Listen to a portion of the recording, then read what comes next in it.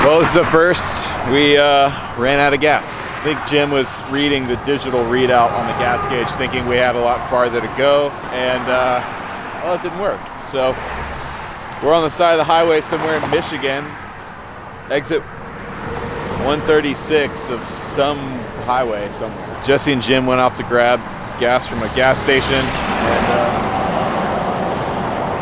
so we're just waiting to be rescued.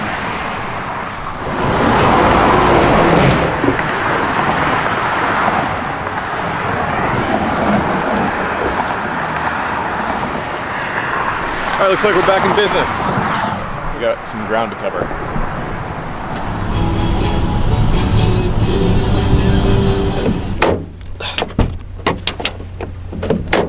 It's already. All right, made it to Pittsburgh. Third show of the run. Yesterday was a day off, so kind of took the day to just relax. Literally just laid in bed pretty much all day. Which was much needed. I didn't realize it, but I definitely needed a day off. So we're gonna get loaded in, sound check, and ready to go.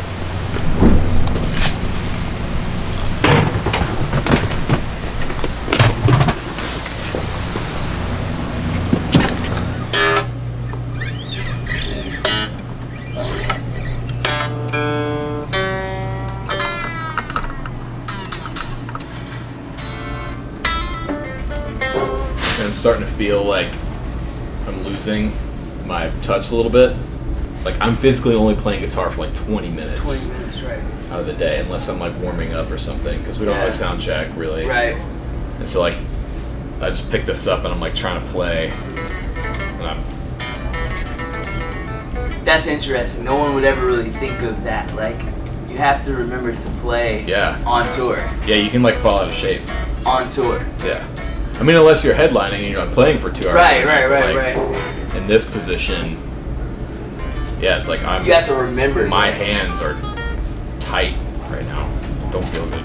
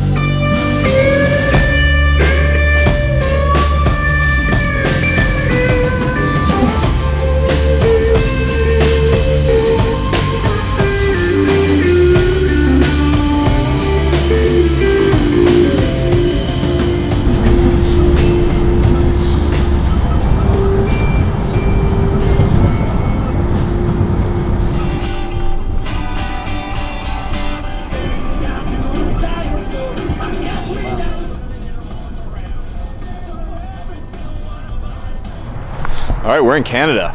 Crossed over the border about an hour ago, and I think we're like an hour and a half outside Toronto. This will be the third show of a 3-show run without a day off, so we're all kind of feeling it, man. We're feeling the strain. You know, the travel days have been between 6.5 and 7 hours each day, and oh, there's something on my lens. So it's been a lot of travel, but it's been good. I think we're looking forward to tomorrow as a day off, but it's going to be a travel day because we have to go from Toronto to Boston. So it's going to be quite interesting. But Tim Hortons, you suck. Yeah. To be fair, like I ordered a nice coffee, and we got sugary milk water. Yeah. Right. Because I saw the opposite. I saw MCs come out, and hers was like real iced coffee. He's got a friend. Oh no! Oh no! He followed me around too. No! He must like this Tim Hortons. Larger than Grand Rapids. Get the shots. Is my shot. I got it. Where? You'll see it. It's fine. Right over by the space needle. Is this a posse? I don't know. What constitutes as a posse? Everyone carries guns and busts through saloon I don't doors. think that's it. Yeah.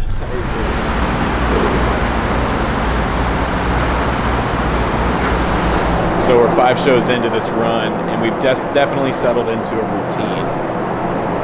It's literally the same thing every day. Get up in the morning, jump in the van, drive to the venue, unload, wait for Modest Mouse to load up.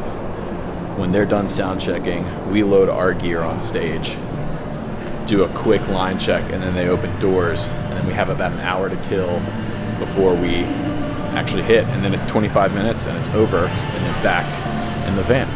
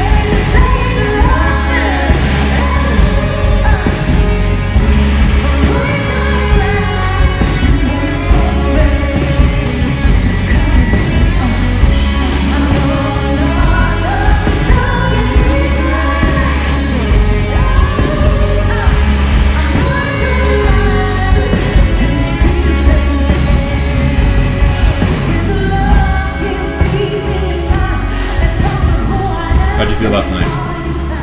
You know what? Honestly, I thought Toronto was gonna be a little bit more lit. I don't know why I thought that. I think in the past, like I've performed here with other artists. You get to Toronto and it's like, whoa, Canadians know how to do it. But also that was a different type of music. But I don't know if that's like a thing. But I just was like, when we went out on stage, I was like, I have a feeling tonight's show is gonna be awesome. It's gonna be lit. And then when we got out there, it wasn't bad, you know, like at all. It just wasn't what I wanted it to be. I'm still waiting for that moment. Like y'all had a good show. Yeah, we had a great show, but nothing is better than when you have like the audience to feed off of you, to like even raise the level even more. Right. I think our energy is a lot to do with it, like, because we're all, at least I'm feeling this, like, we're 5 shows in, we're halfway through, we just did 3 in a row. I think, it's just like the monotony, too, is, at least for me, it's getting to me, because it's like we're settled into the routine now. It's almost like Groundhog Day, where it's like, roll up, unload your stuff, find the gear. It's like literally the same thing. And all these arenas from the stage look exactly the same. The stage looks the same. And even the banners that they're like, the advertisement for like the different tours in the next 3 months is the exact same tours. It's the exact same thing. I honestly feel like I've been playing the same venue like 5 Since nights Milwaukee, in a row. right? Yeah. I feel like that's, but then you have to like remind yourself what you're doing, where you are, and that's what I was gonna say. Like, preach to yourself. In 4 shows, this is over. Yeah. You know. Jim, what do you think? It's like, this is like the least. I think that bread pudding was delicious.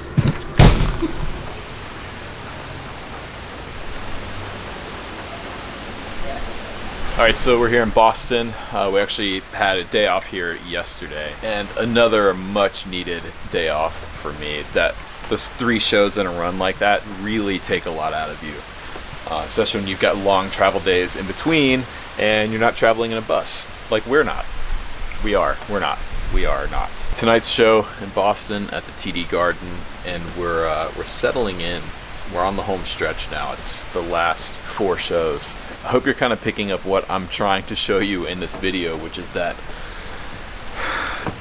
when you're on long runs like this and you're on tours like this, it can be so monotonous and routine.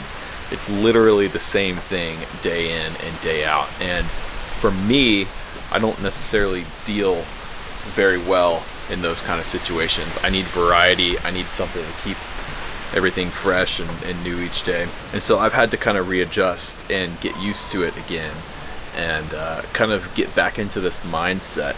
And in some ways it's been really challenging for me. This run has been more challenging than others, not because of the people that I'm with or the music or anything.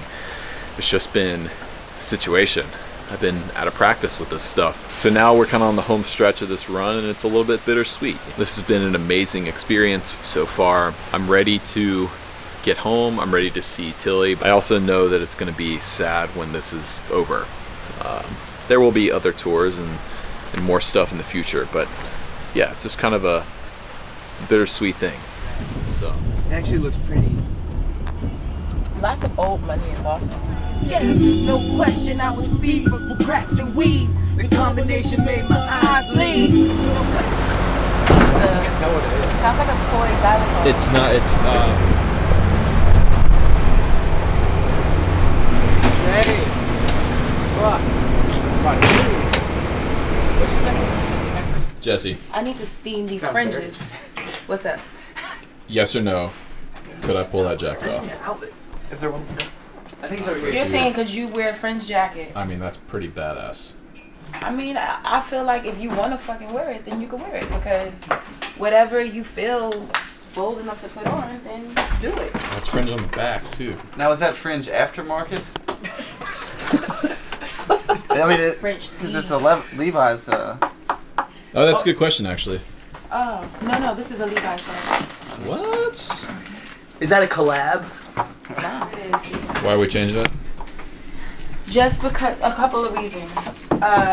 Changing it because I feel like we just need some excitement. Also, like Oh Baby, Love and Sophistication, even though that's how the album starts, those are like the most, sonically they really tell the story of the album. And if less people are there in the beginning, that means that they're not really fully hearing the representation of the album, even though we're killing the shows, but still, you know. Yep. So we're gonna start with Moving Through Your Mind, because it's so light out there. We're gonna do Cool One, and then we're gonna go backwards. Yeah, and then Love and Sophistication, then Waiting On, then Oh Baby, then Clap Your Hands. Let's see how it feels.